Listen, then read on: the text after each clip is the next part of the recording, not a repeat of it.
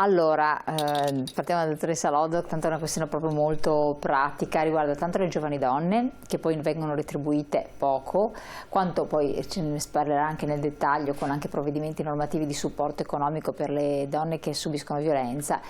La remunerazione, la busta paga molto più esigua per quel che riguarda le donne. Questo gap retributivo è un problema che sembra non trovare soluzione, se ne parla, però poi i dati di fatto, a parità di mansioni rivestite in ambito di un'azienda, chi ha più possibilità di crescita o di retribuzione è effettivamente l'uomo. E quando succede questo, nell'ambito della famiglia, non avere un'idonea retribuzione, una forza economica, può essere molto pesante anche nei casi di separazione o comunque di far valere una posizione più forte per le donne che sono vittime di violenza. È così? Certo, avere un potere di spesa, un potere d'acquisto più basso è avere un potere di fatto più basso all'interno della relazione, all'interno della società. Avere l'indipendenza economica vuol dire poter scegliere cosa fare, conquistare, dove andare, e invece essere private di questo potere, anche se in percentuale, quindi non totalmente, ma avere anche solo una retribuzione più bassa vuol dire dare meno potere a quelle donne che guadagnano meno e quindi hanno meno possibilità, per cui è una questione di diritti, chiaramente, ma è anche una questione di giustizia sociale, cioè dare a uomini e donne effettivamente la stessa possibilità di crescere, di guadagnare, quindi di avere potere effettivamente all'interno della società. Questo è importante. E che riconoscimenti vengono dati invece per chi subisce una violenza? Oppure che cosa è previsto dalla legge? Sì, allora pochi giorni fa è stato finalmente reso disponibile questo cosiddetto reddito di libertà, che consente alle donne che stanno facendo un percorso nei centri antiviolenza di avere un reddito di 400 euro al mese per un massimo di 12 mesi, e da poter spendere per le esigenze che riguardano ad esempio l'educazione dei figli o le bollette, l'affitto della casa. Purtroppo ci sono dei limiti rispetto a questa previsione del governo, perché ne potranno beneficiare pochissime donne, assolutamente non tutte quelle che ne avrebbero bisogno, almeno nel nostro centro, e quindi un po' questa è, diciamo, l'ingiustizia anche che abbiamo denunciato anche a livello nazionale rispetto a questa misura, che secondo noi è buona ma dovrebbe essere resa strutturale e finanziata molto di più.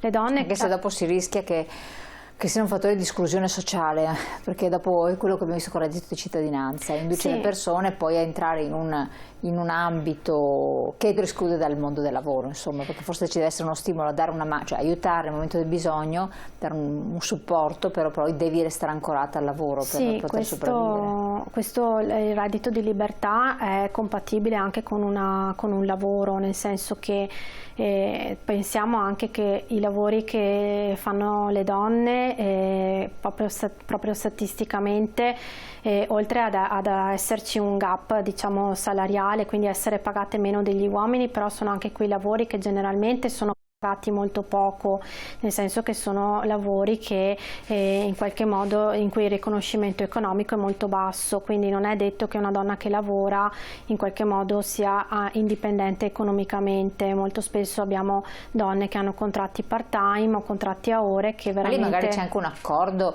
con il partner, no? Inizialmente mi occupo della famiglia, seguirò i bambini, perché comunque per me, perché a volte sono scelte anche di libertà, cioè una donna magari preferisce seguire i propri figli anziché andare in fabbrica, andare in azienda, fare certi lavori che non la gratificano, no? E poi però se le cose peggiorano, questa donna è in posizione di debolezza, no? Economica, quindi sicuramente è difficile trovare un uomo che è il contrario. No, diciamo che allora nelle relazioni dove c'è una parità e dove c'è una condivisione anche delle scelte, anche dal punto di vista lavorativo, ci sta che ci siano anche delle scelte in questo campo, nel senso che la donna può anche scegliere appunto di lavorare per un minor tempo nella giornata per seguire i figli. Quello che vediamo noi purtroppo nei nostri casi è che le donne non possono scegliere, nel senso quindi che... quando questa non è una scelta, esatto, questo deve essere... non è una scelta, e soprattutto le donne che noi seguiamo lavorano purtroppo accettano anche lavori molto usuranti o comunque dove c'è anche sfruttamento, perché hanno bisogno proprio di mantenersi un minimo, perché non possono assolutamente contare sul reddito dell'altra parte, perché la violenza economica è una delle tipologie di violenza che viene a coesistere insieme appunto alla relazione abusante. Mi interessava parlare dell'altra misura anche importante che è stata prevista dal nostro governo per le donne che vengono seguite dal centro antiviolenza, ed è la possibilità di avere un congedo dal lavoro per 3 mesi, che è stato, adesso verrà anche prorogato a 6 mesi. Questo congedo permette di assentarsi dal lavoro ma di mantenere il posto di lavoro nel momento in cui la donna ha bisogno di seguire un percorso o al centro antiviolenza, o quando ha bisogno magari di andare in tribunale a testimoniare, o quando deve essere sentita dai servizi. Quindi il permesso può essere preso sia per 6 mesi consecutivi ma anche a ore nell'arco, insomma, del periodo di riferimento. E questo è per noi è stato uno strumento importantissimo che molte delle donne che noi seguiamo hanno anche attivato, e che però ancora non è tanto conosciuto dai datori di lavoro e dalle amministrazioni pubbliche, quindi è importante farlo conoscere, parlarne e soprattutto formare anche chi poi nelle aziende deve occuparsi di accettare questo congedo perché può essere non accettato? Diciamo che sì, può essere che non venga in qualche modo riconosciuto, o comunque che vengano chieste ulteriori documentazioni che non sono previste dalla normativa. C'è successo purtroppo, e che vanno a ledere un po' anche quello che è il diritto alla privacy della donna, di non dover per forza divulgare alcune cose particolari rispetto al percorso che sta facendo per uscire dalla violenza. Per cui ecco, importante è sensibilizzare soprattutto i datori di lavoro su questo tipo di misura che è prevista, che non ha nessun tipo di, quindi non dovrebbe avere ripercussioni professionali, cioè non è che dopo la persona sta via in congedo, poi ritorna e si trova magari penalizzata, no, per essere stata a casa. Questo è anche l'altro rischio.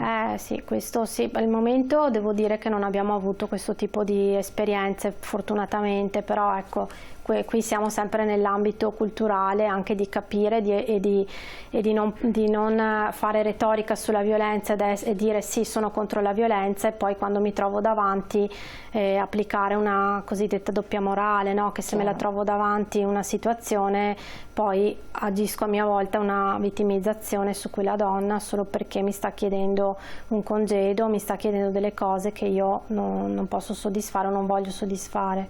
Una battuta un po' in chiusura: che consiglio pratico si senta di dare anche alle giovani donne vittime di violenza, o che sono in una fase che non sono sicure, potrebbe essere, però si stanno imbarcando in relazioni pericolose? Proprio per l'esperienza vissuta. Sì, il consiglio è di provare a parlarne anche solo magari con le proprie amiche, con i genitori, con gli insegnanti magari, trovare dei punti di riferimento fuori dalla relazione e soprattutto conservarli, perché spesso quello che succede è che queste ragazze e queste donne anche vengono isolate dal resto della rete di riferimento, quindi dai genitori, dalle amiche, dagli insegnanti, e quindi provare a confrontarsi su quello che sta succedendo per capire se è qualcosa di normale oppure no, ed effettivamente chiedere una mano a qualcuno che può aiutarle. Assolutamente, il silenzio è pericoloso, vero? Assolutamente, e soprattutto insomma ci sono dei luoghi, c'è il centro antiviolenza, ci sono delle reti anche femminili nel nostro territorio che possono dare una mano e assolutamente far sentire accolte, non giudicate e credute le ragazze e le donne. Perfetto, io vi ringrazio della vostra presenza, del contributo, delle parole che avete detto. Insomma, speriamo che possano in qualche modo servire di supporto, di aiuto a tutte coloro che vivono situazioni di difficoltà, per sapere che si può fare qualcosa, se ne può uscire, e questo è fondamentale. Basta appunto non stare nel silenzio, nell'ombra, perché altrimenti le situazioni possono solo degenerare, peggiorare anche nel modo inaspettatamente peggiore. 1522 il numero nazionale contro la violenza alle donne, il numero verde del centro antiviolenza invece 881 46 81. Perfetto, comunque trovate tutto quanto anche sul web, come la puntata, che la potete rivedere su internet, sul nostro sito oppure su YouTube. Grazie, buon proseguimento.